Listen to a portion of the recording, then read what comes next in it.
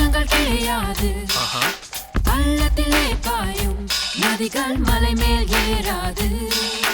படைத்தவன் சொன்னாலும் புலிகள் மரத்தில் வாழாது. காலம் வந்து விட்டால் இலைகள்